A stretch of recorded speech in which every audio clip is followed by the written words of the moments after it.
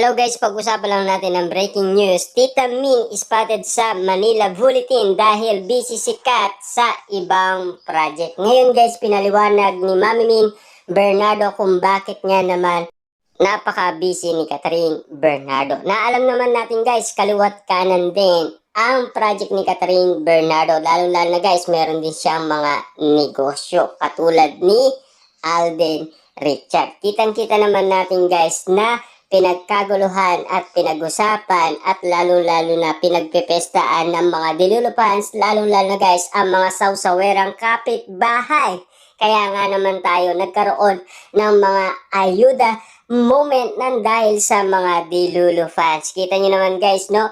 Malaki ang pasasalamat natin guys dahil sa tagumpay ng ating idolong sina Alden Richard at Catherine Bernardo na muli silang nakakuha ng Akot Award. Siyempre guys, alam naman natin, tayong lahat ay nag-irap umano nang dahil sa pagpupromote natin kina Catherine Bernardo at Alden Richard. Kasi alam naman natin guys, tulong-tulong lang para nga naman guys, tuloy-tuloy pa rin ang pagiging successful ni na Catherine Bernardo at Alden Richard, lalong-lalo na ang nakakamit nila ngayon. Kasi alam naman natin guys, malaki ang pasasalamat ni Mami Min Bernardo sa mga supporters ni Catherine Bernardo na walang sawa hanggang ngayon ay patuloy pa rin siyang sinusuportaan at hindi siya iniwan. Kasi nadagdagan pa nga guys, no? Kasi after ng iwalayan, nakita natin guys na nadagdagan umano ang kanyang mga followers sa Instagram. Patunay lang yan guys na si Catherine Bernardo ang sinuportaan ng maraming tao dahil sa kanyang kalagayan noon.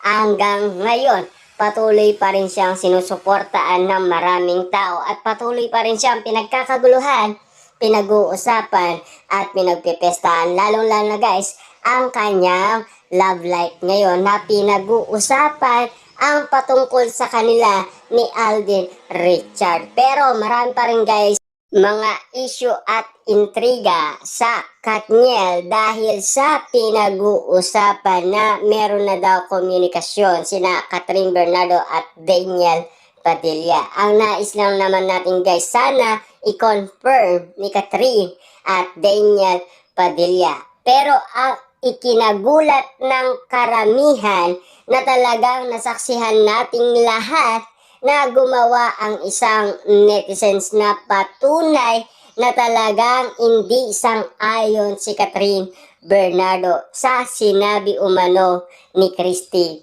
Permin na meron na daw komunikasyon sina Daniel Padilla at Catherine Bernardo. Dahil sang-ayon din ang mga Delulu fans at mga sawsawerang kapitbahay dahil spotted sa kanilang mamata ang ginawa umano ni Catherine Bernardo. At least kahit busy si Catherine Bernardo, nandiyan pa rin ang kanyang ina na para magpatuloy sa award ni Catherine Bernardo sa Manila Bulletin. Siyempre alam naman natin guys, no, si Catherine ay talagang pinag-uusapan hanggang ngayon. Dahil alam naman natin guys, matagumpay na inaharap ni Catherine Bernardo lahat ng kapagsubukan na naranasan niya sa kanyang buhay. Lalo-lalo na guys sa kanyang buhay pag-ibig na talagang pinag-uusapan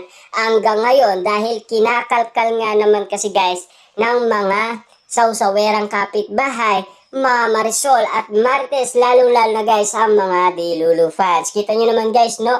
Nagwawala sila dahil walang ganap kina Catherine Bernardo at Alden Richard. Nagbabardagulan. Kaya nga naman guys, masasabi natin na adik sila kina Catherine Bernardo at Alden Richard at baliw na baliw sila kina Alden Richard at Catherine Bernardo. Dahil sa mga in-announce noon ni na Catherine at Alden Richard dahil sa kanilang interview.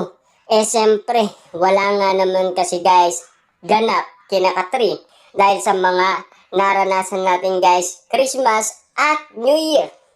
At lalong-lalo guys, nag-birthday pa si Daddy Teddy Bernardo at Mami Min Bernardo at lalong-lalo na si Alden Richard. Siyempre, naghahanap pa rin ng ganap ang mga Delulu fans. Kaso nga lang kasi guys, nag-iingat lang si Catherine Bernardo at Alden Richard. Kita nyo naman guys, tinawag pa nga si Alden Richard na hari ng Segway kasi ayaw niya magtapat umano sa kanyang totoong pag-ibig or totoong nararamdaman umano kay Catherine Bernardo. Pero bistadong-bistado na sila guys, kahit na iliin pa yan or kahit na isikreto pa rin nila yan, alam naman natin guys ang katotohanan. Kasi nakita na natin at nasaksiyan na natin ang kanilang galawan at kilos. Lalo-lalo na guys ang kanilang mga sinasabi. Kung ano talaga ang tawag nila sa isa't isa.